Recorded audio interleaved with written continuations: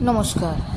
আজকে শ্বশুরবাড়ি যাচ্ছি। শ্বশুরবাড়িতে আমাদের একজন রিলেটিভের ঘরের একটি ছোটো বাচ্চার অন্নপ্রাশন আছে। তার জন্য আগে যাচ্ছি বাগনানের খালোর কালীবাড়িতে পুজো দেবো, তারপরে একটু পুজোর প্রসাদ আর ফুল নিয়ে যাব বাচ্চাটির মাথায় ঠেকাতে।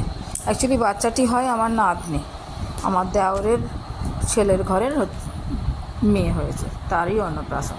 তো এই জন্য বাগনানাতে মায়ের পুজোটা দিলাম। পুজো দিয়ে পুজোর আশীর্বাদ আমরাও নিলাম, বাচ্চাটির জন্য আশীর্বাদ ফুল প্রসাদ নিয়ে আর যাব শ্বশুরবাড়ির কাছে একটি ওখানের একটা হলেতে অন্নপ্রাশনের অনুষ্ঠান হচ্ছে, সেখানে নিয়ে যাব। তো তার জন্য এর আগে আপনাদের আমি কালীবাড়ি দেখিয়েছি, কিন্তু ঠাকুরের সবসময় দেখেন যে যখনই যেমন যাই তখনই তার আলাদা রূপ প্রকাশ পায়। আর এই মন্দিরটি আবার নতুন করে সংস্কার হয়েছে, নতুন করে বিল্ডিংগুলো আরও তৈরি হয়েছে। এটি একটি জমিদার বাড়ির কালীবাড়ি, প্রায় 80 বছরের পুরনো। এর আগেও আমি বলেছি।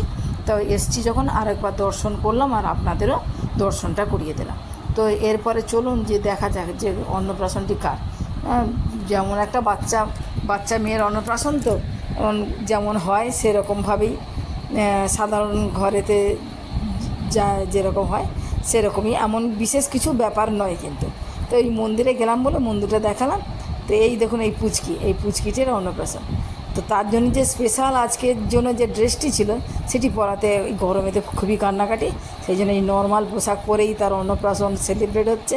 আর এই হচ্ছে তার আজকে স্পেশাল মেনু, তার খাওয়ার থালা এইভাবেই সাজানো হয়েছিল, সেইটাই আপনাদের আমি ভিডিও করে দেখালাম। তো অবশ্যই আপনারা সবাই বাচ্চাটিকে আশীর্বাদ করুন যেন ভালো থাকে, বড় হয়, সুস্থ হয়।